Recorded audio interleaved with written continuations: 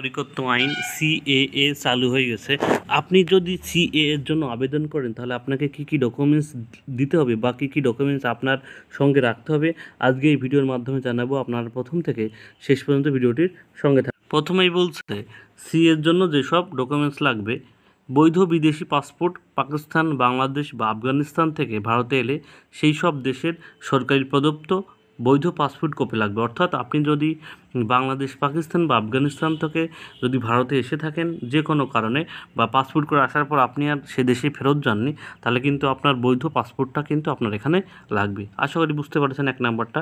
দ্বিতীয় নাম্বার বলছে আফগানিস্তান, পাকিস্তান থেকে এলে সেখানকার রেজিস্ট্রেশন সার্টিফিকেট বা রেসিডেন্সি পারমিট লাগবে। অর্থাৎ বিদেশি নাগরিক হিসেবে রেজিস্ট্রেশন সার্টিফিকেট থাকতে হবে, ভিন দেশ থেকে এলেই সেটা জরুরি। অর্থাৎ আপনি যদি বাংলাদেশ বা যেখান থেকে এসছেন সেখান থেকে আসলে কিন্তু আপনাদের কিন্তু এটা কিন্তু বাসিন্দা সার্টিফিকেট বা রেজিস্ট্রেশন সার্টিফিকেট, অর্থাৎ আপনি যে বাংলাদেশেই ছিলেন বা আপনি পাকিস্তানেই ছিলেন তার কিন্তু একটা সার্টিফিকেট কিন্তু আপনাদের একটা জমা দিতে হবে। ঠিক আছে? বলছে বাবা মায়ের জন্ম শংসাপত্র অথবা তাদের ভারতীয় পাসপোর্ট নথি থাকলে, অর্থাৎ আপনার বাবা মায়ের যদি ভারতের কোনো পাসপোর্ট থাকে তাহলেও কিন্তু আপনি সেটা জমা দিতে পারবেন নথি হিসাবে। বলছে আবেদনকারী স্বামী বা স্ত্রীর ভারতীয় পাসপোর্ট বা বার্থ সার্টিফিকেট জরুরি। অর্থাৎ যে আবেদন করছে তার যদি বাবা অথবা মায়ের ভারতীয় পাসপোর্ট থাকে সেটাও কিন্তু আপনি এখানে দিতে পারেন, বা বার্থ সার্টিফিকেট থাকলেও কিন্তু সেই ডকুমেন্টসটা জরুরি। যে আবেদন করছে ভারতের ব্যবহৃত যে কোনো একটি ভাষা সম্পর্কে কতটা জ্ঞান রয়েছে তার প্রমাণ হিসেবে কোনো শিক্ষা প্রতিষ্ঠান শংসাপত্র থাকতে হবে।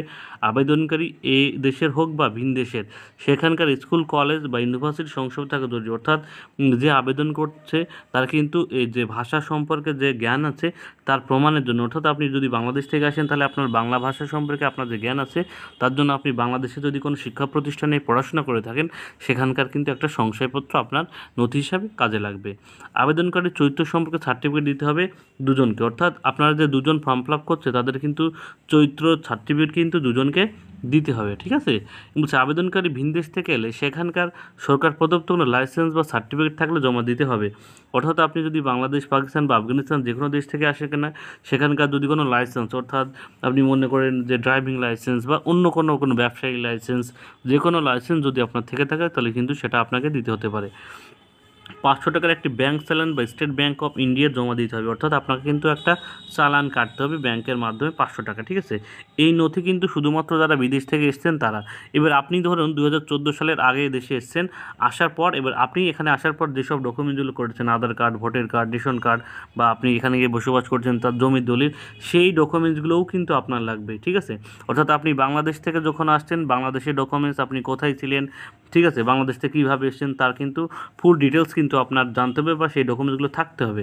যদি মনে করেন আপনি বাংলাদেশ থেকে এসেছেন 20 বছর আগে, আসার পর সেই বাংলাদেশের কোনো ডকুমেন্টস আপনার কাছে নেই, তাহলে কিন্তু আপনাকে যে কোনো ফার্স্ট ক্লাস ম্যাজিস্ট্রেটের সই থাকবে সেখানে, এবং সেখানে লেখা থাকবে যে আপনি বাংলাদেশ থেকে ধর্মীয় নিপীড়নের কারণে এসেছিলেন বা অন্য কোনো কারণে এসেছিলেন, যার কারণে আপনি বাংলাদেশ থেকে এখানে এসেছেন এবং এসে আপনি দীর্ঘদিন ধরে এখানে বসবাস করছেন, তার কিন্তু ফার্স্ট ক্লাস ম্যাজিস্ট্রেটের সই থাকবে। আশা করি সবাই ক্লিয়ার। বাংলাদেশের নথি কিন্তু লাগবে এখানে কিন্তু ফর্ম ফিল আপ করতে। ঠিক আছে? এবার এখানে আসার পর এখানকার কিন্তু আধার কার্ড, ভোটার কার্ড বা এখানকার ব্যাংকের বই বা পাসপোর্ট, যেই সব সার্টিফিকেট আপনি ভারতে আসার পর তৈরি করেছেন সেই প্রমাণপত্র কিন্তু আপনার কিন্তু লাগবে। ঠিক আছে? এরপর আপনি যে এখানে 14 বছর বা 20 বছর বা 15 বছর বা 10 বছর বসবাস করছেন তার কিন্তু প্রমাণের জন্য আপনার পার্শ্ববর্তী যে কোনো একজনের যে সে কিন্তু ডিক্লিয়ারেশন দেবেন যে হ্যাঁ আমি এই ব্যক্তিকে চিনি, সে এখানে বসবাস করে, তার কিন্তু সাক্ষী হিসেবে তার কিছু ডকুমেন্টস এবং তার কিন্তু ডিক্লারেশন লাগবে। ঠিক আছে? আশা করি বুঝেছেন। আপনার এই ডকুমেন্টসগুলো কিন্তু আপনার এই ডিস্ট্রিক্ট অফিসে কিন্তু এটা শো করা হবে। ঠিক আছে? আপনি কিন্তু ডকুমেন্টসগুলো সাবমিট করতে হবে অনলাইনে, তারপর ডিস্ট্রিক্ট অফিসে কিন্তু এগুলো জমা হবে এবং ডিএম অর্থাৎ আপনার কিন্তু ডিস্ট্রিক্ট ম্যাজিস্ট্রেট কিন্তু আপনার যদি ফর্মটা ফিল আপ করার পর আপনাকে কিন্তু কিছু ডকুমেন্টস কিন্তু জোগাড় করার পর আপনি অনলাইনে ফর্ম ফিল আপ করবেন এবং সেই ফর্মটা কিন্তু আপনাদের ডিস্ট্রিক্ট, সেখানে ডিস্ট্রিক্ট বা আপনার জেলা আছে সেখানে কিন্তু জমা পড়বে, এবং সেখান থেকে আপনার ফর্মটা অ্যাপ্রুভ হওয়ার পর আপনার মোবাইলে একটা মেসেজ আসবে যে আপনার ফর্মটা অ্যাপ্রুভ হয়েছে। আপনি এবার আপনাদেরকে একটা সময় বা একটা ডেট বলা দেবে, এই টাইমে বা এই সময়ে এই ডেটে আপনাকে কিন্তু ফিজিক্যালি, অর্থাৎ আপনি কিন্তু নিজে গিয়ে আপনি যে ডকুমেন্টসগুলো জমা দিয়েছেন বা যে সব তথ্য দিয়েছেন সেই সব যাবতীয় তথ্য নিয়ে কিন্তু আপনার ডিস্ট্রিক্ট অফিসে যেতে হবে, এবং সেখানে ডিস্ট্রিক্ট অফিসার কিন্তু আপনাকে ফিজিক্যালি ভেরিফিকেশন করবে, অর্থাৎ আপনি যে ছবি দিয়েছেন সেটা আপনার কিনা, আপনার যে ডকুমেন্টসগুলো দিয়েছেন সেটা আপনার কিনা। সেই ডকুমেন্টসগুলো দেখার পর ডিস্ট্রিক্ট অফিসার যদি মনে করেন হ্যাঁ আপনি সব কিছু ঠিকঠাক দিয়েছেন, তাহলে কিন্তু আপনার নাগরিকত্ব দেবে। ঠিক আছে, সেখান থেকে কিন্তু কিছুদিন পর আপনার অনলাইনের মাধ্যমেই আবার মেসেজ আসবে যে আপনার নাগরিকত্বটা দেওয়া হলো, বা একটা অ্যাপ্রুভ একটা মেসেজ আপনাকে আসবে। ঠিক আছে, এবার আপনি যদি যে তথ্য দিয়ে আপনি ফর্ম ফিল আপ করলেন সেগুলো যদি ডিস্ট্রিক্ট অফিসে গিয়ে ফিজিক্যালি সেগুলো যদি প্রমাণ না করতে বলেন, তাহলে কিন্তু আপনার আবেদনটি খারিজ করে দেওয়া হবে। অর্থাৎ আপনি যখন ফর্ম ফিল আপটা করবেন তখন যাবতীয় ডকুমেন্টসগুলো একদম সঠিকভাবে আপনি জোগাড় করবেন, সেগুলো দেখে দেখে ফর্ম ফিল আপটা করবেন, যাতে আপনার ফিজিক্যালি যখন আপনি ডিস্ট্রিক্ট অফিসে যাচ্ছেন তখন আপনাকে ডিস্ট্রিক্ট অফিসের সামনে গিয়ে আপনাকে ভর্ৎসনার শিকার না হতে হবে, বা আপনাকে আপনার নাগরিকত্বটা খারিজ না হয়ে যায়। ঠিক আছে, আশা করি সবাই বুঝতে পেরেছেন। কারো যদি বুঝতে অসুবিধা হয় সে অবশ্যই কমেন্ট বক্সে জানাবেন। সবাইকে ধন্যবাদ, এবং আমার চ্যানেলে নতুন ভিজিট করলে অবশ্যই চ্যানেলকে সাবস্ক্রাইব করে রাখবেন। এটাই আপনার কাছে আবেদন।